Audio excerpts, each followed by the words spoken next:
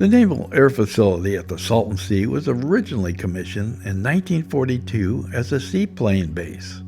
It later became a test base for testing bomb aerodynamics. There was a paved road to the base, which is now blocked by drifting sand. You will get stuck if you don't have the proper equipment. There are alternate ways to reach the base, but all require four-wheel drive. Most of the buildings are gone, and not much is left of the dock that was used to support the seaplanes. You can see some of the old foundations of the buildings. Facing the pier was the instrument lab. The majority of the base was behind the instrument lab.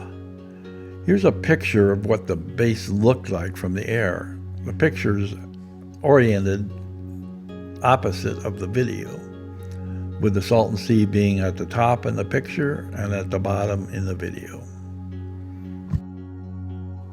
There are two ammo bunkers north of the main base. One is covered in sand, the other one you can explore. The drifting sand has even worked its way into the bunker.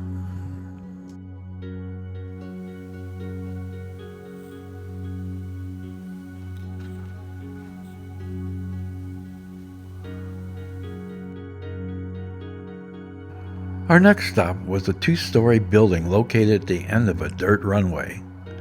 The sand has removed the roads that were used to go to the building. The building was used to store the test bombs that were then loaded onto the bombers.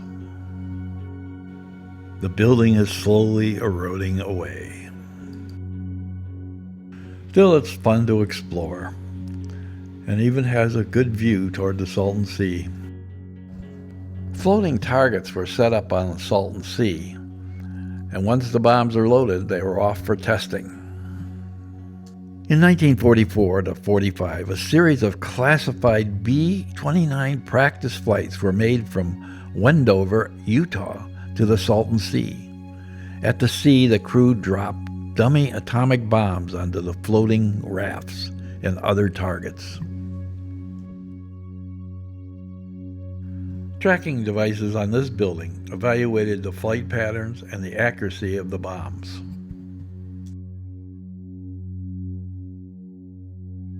One of the other buildings that you'll find on the shore of the Salton Sea is the old power station building. It at one time was flooded and there was lots of sand on the floor. The switches and breakers still seem to work. That wasn't a shock. It was just some dirt falling from the ceiling.